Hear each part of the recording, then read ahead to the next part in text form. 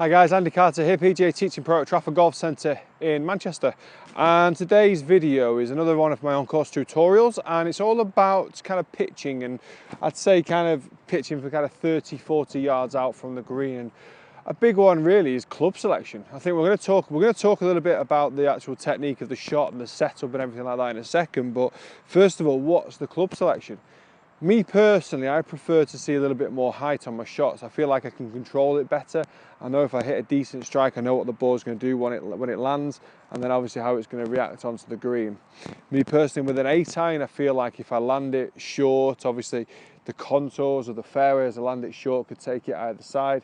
Or even if I misread the green, I've got to go and read the green now because it's almost like I'm running the ball up to the hole like a putt. So I feel like there's a lot more thinking involved with an 8-iron, but for you guys out there, you might find that an 8-iron is easier to hit because it's a shorter swing.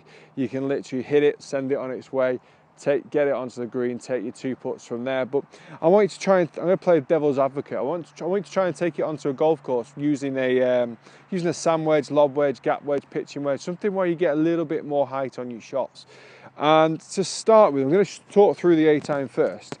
And to start with, we're going to look at setup. So first of all, I want this ball position with the 8-iron to make sure it's in the middle of my stance. I want to hit this ball with a descending blow. So another way to help me get a descending blow is to get my weight forward towards my left-hand side. That steepens that angle back down into the ball, gets everything encourages you to hit down on the ball, actually get a little bit of spin, a little bit of control. Obviously with an 8-iron, it's not going to go very high. Now this shot I'm faced with here, I'm actually on a slight down slope anyway, so I'm going to lean with the slope to level that up. If I lean quite central, if I stay quite central, there's a good chance that I'll actually hit ground before the ball because I'm not level with the slope. So this is going to encourage me to get more to my left side. Probably the most important factor, where do I land the ball? Now, as a basic rule, completely basic guideline, I would say land a chip and run with a 7 or an 8-iron around about 1/3 of the way, land a pitching wedge about halfway, land a sand wedge about 2/3 of the way, something like that. It's a very random rule. So that's what I'm going to go with here. I'm going to try and land this ball short of the green. Now, we're in Manchester, as you'd expect. We've had a hell of a lot of rain. That's just pretty normal for us. So I'm going to land this about 1/3 of the way there. I'm going to make sure that my setup's correct. I don't want to be wristy. I don't want to swing big and decelerate. I want to swing back quite short, accelerate through the ball, push the club back through the ball. This triangle that's created between my shoulders and my hands, I'm going to maintain it through the shot. I'm going to allow my hips to rotate. On my finish position, I'm still going to be kind of through into this position here. My body's still very active.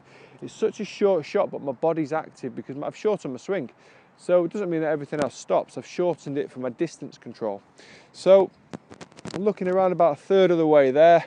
Ball position in the center, weight forward, hands forward inside my left thigh. Let the body turn, be aggressive. So I've struck it well. I've landed it just short of the green like I said. Oh my God. Might start using that shot more often. Right, no pressure 56. This has killed me, hasn't it? Right. I can assure you that if I did that in a competition, that would not happen. So, you better work for me.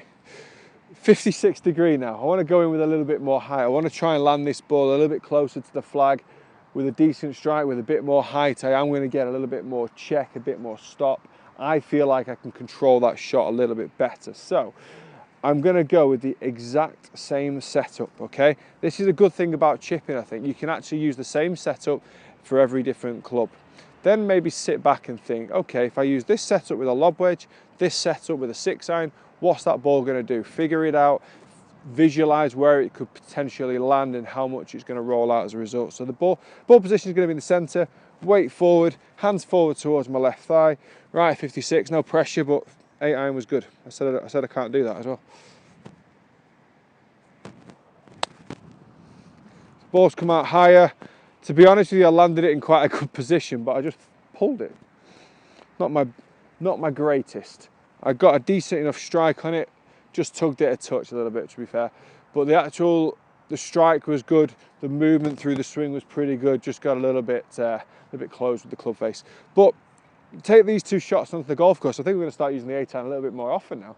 But take the 2 shots onto the course, use a lob wedge, use a 6-iron, use a pitching wedge, use a gap wedge. Just try them out, learn more about the chipping, learn more about your game, learn more about your strengths and weaknesses. I just have. So take that to the course, let me know how you get on. Please subscribe to my channel below, it's completely free to do so. And I look forward to interacting with you about this tip and see how you've enjoyed it. Thanks very much for watching, guys, and I'll see you again very soon.